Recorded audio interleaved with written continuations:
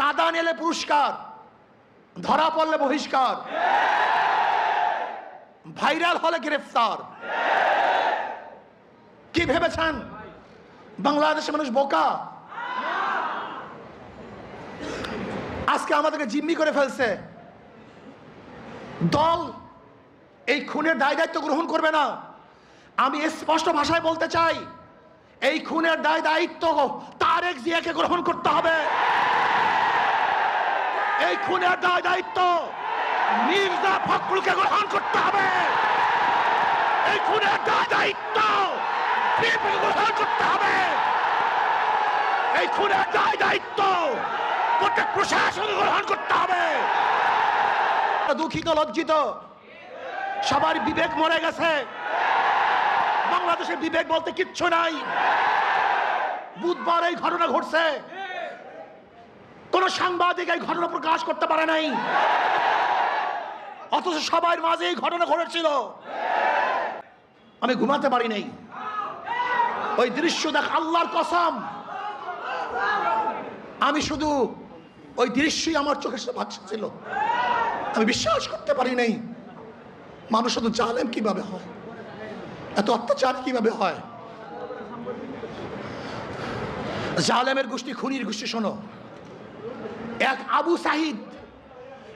আবু সাইদের হত্যায় আওয়ামী লীগের মাসনাদকে ধ্বংস করে ফেলেছে। লিখে রাখো, 100 হত্যায় বিএনপির মাসনাদ তসনাদ হয়ে গেছে। তোমরা ভেবেছ গুম হত্যা মামলা বিএনপি ক্ষমতায় আসবে, এই ভয়ে তোমার সামনে সামনে মাথা নত করবে।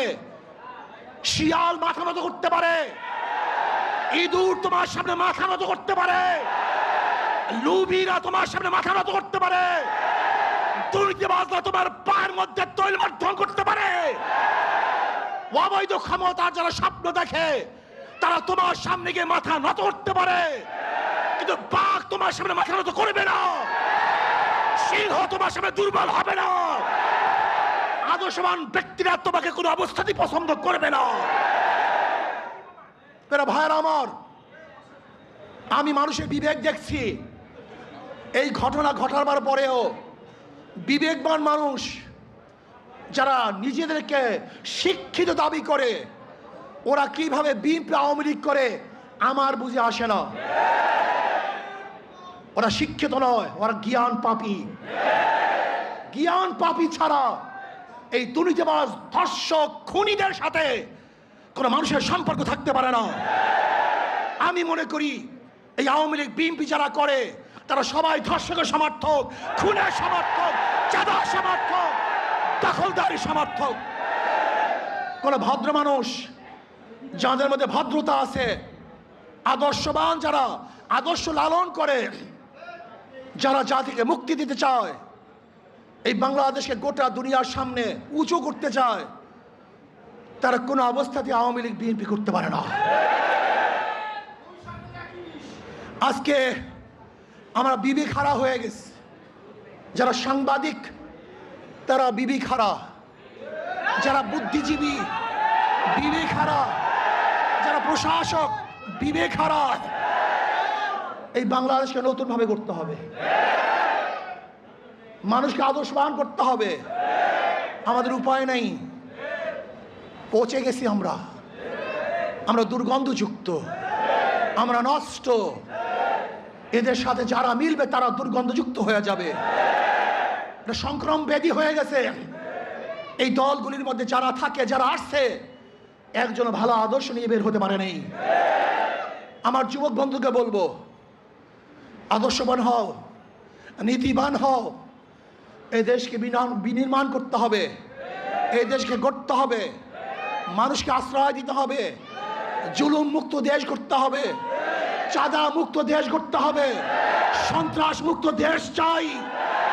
যে দেশের মধ্যে সন্ত্রাস থাকবে না, চাঁদাবাজি থাকবে না, জুলুম থাকবে না, অত্যাচার থাকবে না, অবিচার থাকবে না, আমার মেয়েরা ধর্ষিত হবে না, চাঁদা দিয়ে কার ব্যবসা করতে হবে না। এরকম দেশের জন্য চেষ্টা করো, সাধনা করো। ইনশাআল্লাহ ইসলামী আন্দোলন বাংলাদেশ পারবে এই দেশকে একদিন শান্তি দিতে, মুক্তি দিতে। আলহামদুলিল্লাহ ইসলামী দলগুলো ঐক্য হচ্ছে।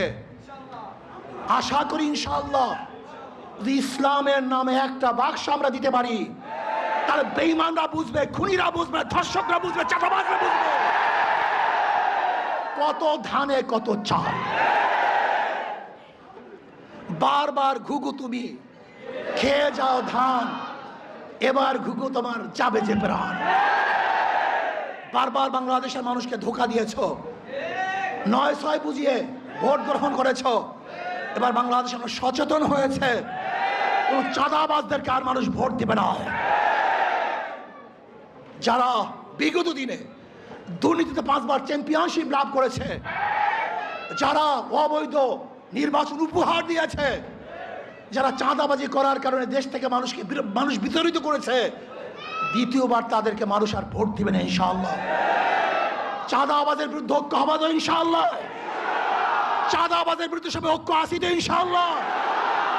যখন যেই সময় ডাক দেওয়া হবে চাঁদাবাজির বিরুদ্ধে আমরা ঝাঁপিয়ে পড়বো ইনশাআল্লাহ। আল্লাহ আমাদের সবাইকে কবুল করে নেন।